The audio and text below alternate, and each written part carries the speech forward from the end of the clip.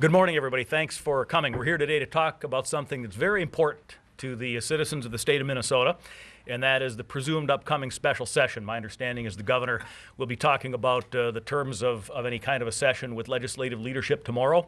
But I'd like to highlight something I think is extremely important. I have had legislation drafted to repeal what has come to be known as the warehousing tax. And of course, that is a tax that applies to goods that are stored, and businesses will be hit hard by this, resulting in undoubtedly less business here in this state, unemployment and the like. And so my plan is, once we're able to put in legislation for the special session, to put this bill in, hopefully author it and get it through. Why this tax, you may ask? Well, as I've traveled around the state and talked to people, talked to constituents, as well as folks from all over Minnesota, the sense for me is that this particular tax is toxic, that it is having a ripple effect on lots of businesses, and more importantly, frankly, why do we want a good business climate? Because we want hardworking taxpayers and families to be employed and to have jobs. And I believe it's going to have a very negative impact upon that. Now, people are saying, well, this thing doesn't go into effect until April. Well, any of you that have been involved in business at any level know that planning goes on well in advance for taxes. And so the sooner that we can get rid of this, the better. Now, interestingly enough, this governor has agreed that this tax needs to go. So he needs to exercise leadership and get it done in the special session. Now, why aren't we talking about other taxes? Well, because I believe this is a bipartisan issue, and we need to take care of the disaster relief issue. We need to take care of Minnesotans that are struggling because of some of the things that have gone on that often do here in Minnesota over the summer with weather. And so I only want to talk about those things that we agree upon. And the governor has said this warehousing tax needs to go. The only issue is timing. And the sooner we do it, the better it will be for Minnesota's economic health, and the better it will be for families and people that need jobs. So I'm really hoping that the governor will agree that this is something that's important, it's something that needs to be done, and it's something that needs to be done during the special session.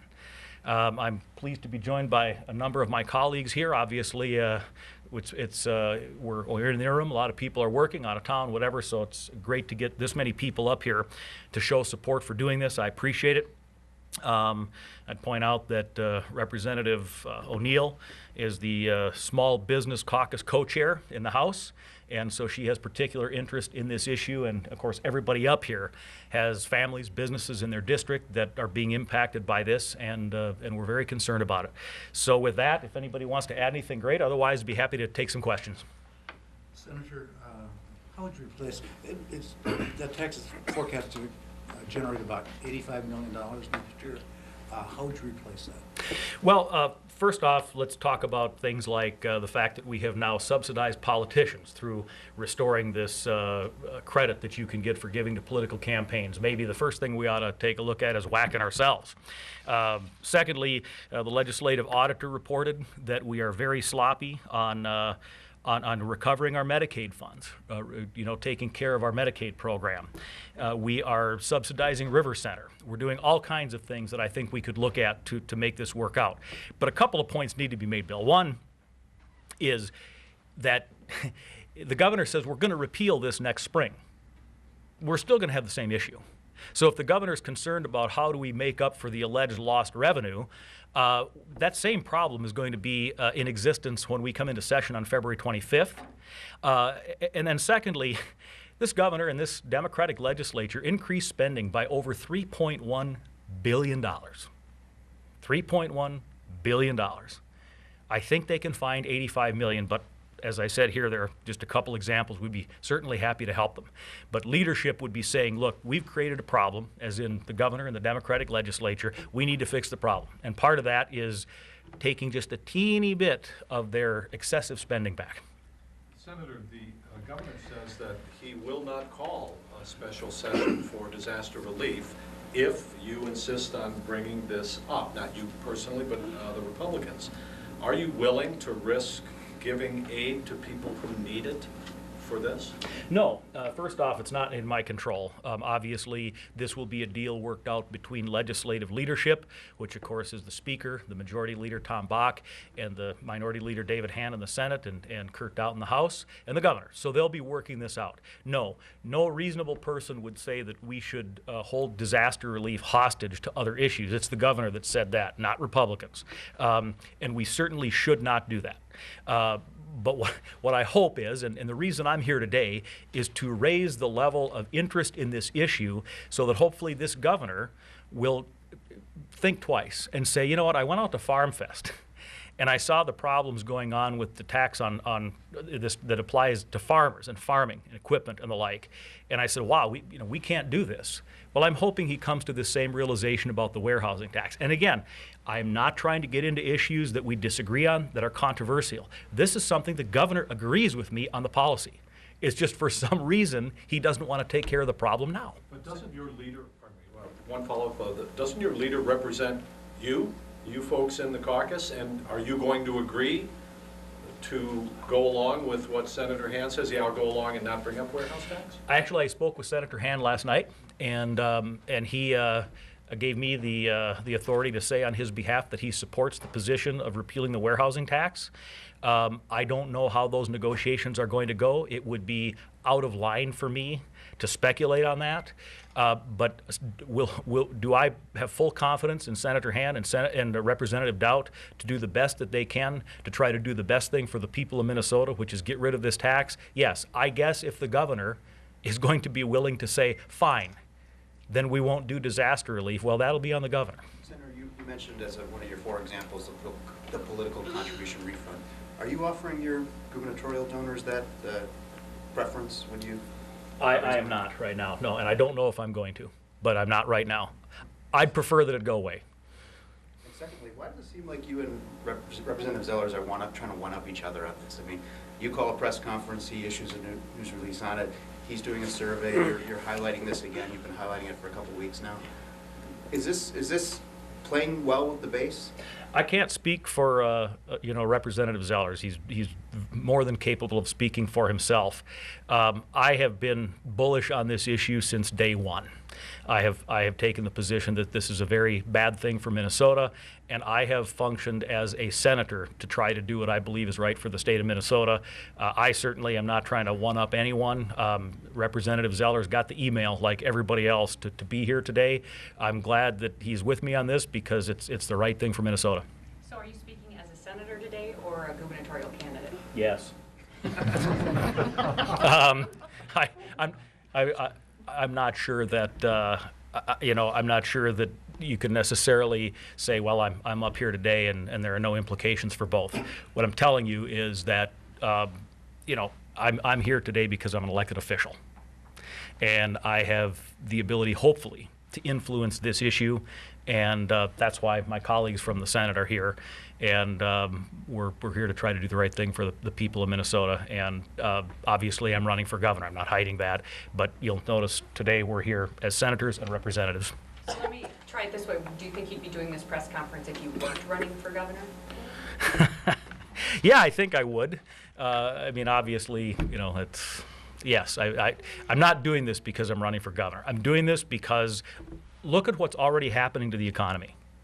I mean, after the Republicans passed their biennial budget in the spring of 2011, we've seen nothing but forecasts for revenues in excess of projections, to the point that this Democratic governor and this Democratic legislature had an additional $1 billion to work with during the last biennium that came in above forecast. What's the forecast for June or July? The first month of the governor's new budget, $20 million shortfall relative to expected revenues. So we're already starting to see the damaging effect. And so, yes, I'm here because I'm a senator. I'm concerned about the state of Minnesota.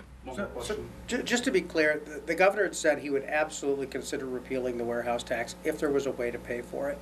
To be clear, you do not have a sort of an itemized list to come up with that $85 million. I've given you some examples. We certainly could come up with an itemized list.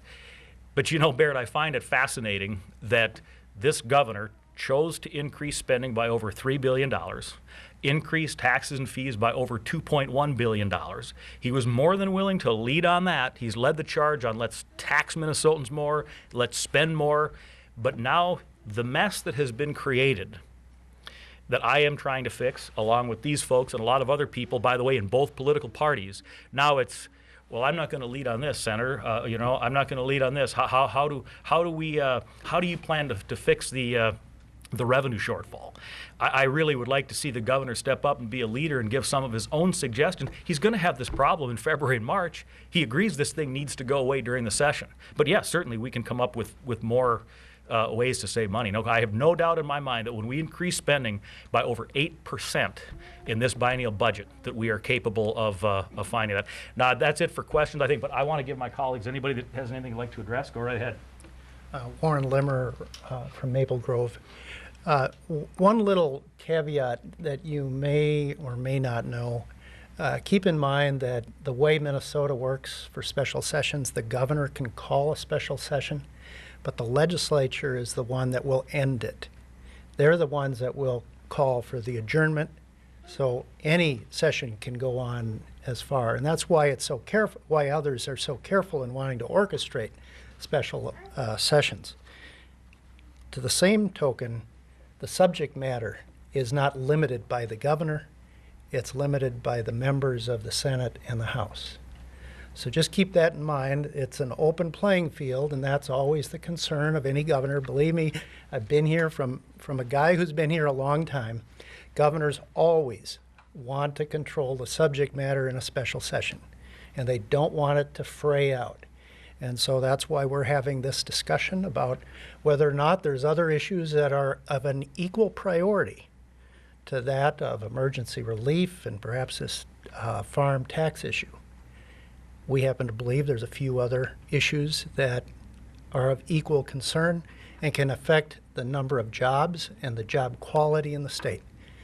We agree that the financial security of our families comes from good jobs, not necessarily government programs. Senator, what else should be on the agenda? I have no other agenda other than promoting this particular one right now, and I agree with Senator Thompson, and I am not here other than my role as a legislator who believes that this is the appropriate and timely issue to address immediately. Senator, the governor doesn't control the agenda, but the majorities do. Have any of you talked to Senator Bach, Senator Skoye, or any of the other members of the majority I party? can't speak for anyone else here. I have personally have not talked with them about any So issue. even though they don't need your vote to pass something, they do need your agreement to go into special session. And that's kind of where this is, and if you don't agree. Well, you know, I'm just a little cog in the wheel, and so I just go along with the flow. No, seriously, what about that? I mean, they don't need your vote, but they insist on your agreement. Well, it's going to be pretty hard to get 201 legislators. It's like herding cats, trying to all agree on what is the appropriate issue of a special session. So I can't, they haven't come and talked to me. They haven't asked me for any commitment. Until they do, I guess, you know, any legislator can they have a right to bring up any issue they want during any legislative session, whether it's a special session or not. And you're talking about your leaders have not asked you for a commitment. I have not had any discussion. Yeah, can I I'd just, love to hear. you know, the interesting thing is that on this particular issue, almost everybody agrees. There's bipartisan agreement on this, that this is a problem that needs to be addressed. The only question is, are we going to do it sooner or later? And the practical reality is that doing it later will harm Minnesota. And I'll give you one just anecdotal example out of the district that I represent in a more rural area. There's a cheese factory, cheese and dairy operation. They were going to expand. They are now going to expand in Wisconsin. And the district that I represent borders Wisconsin. We run into this competition problem all the time. And it's little things like this and, you know, the piling on of all the various taxes and regulations that we got in this last session that, you know, 10, 20, 30, 40 jobs are not going to be in the district that I represent. They're going to be in Wisconsin. Now, why would we let that happen when we can fix it in a couple of weeks? Everybody agrees this is an issue that needs to be addressed. Pretty much everybody agrees. There's absolutely bipartisan agreement. And the governor has agreed we should address this. The only question is, do we do it sooner and stem the bleeding, or do it later and let Minnesota get harmed? I say let's do it sooner, and that's the right thing to do. Thank you. Thanks, everybody.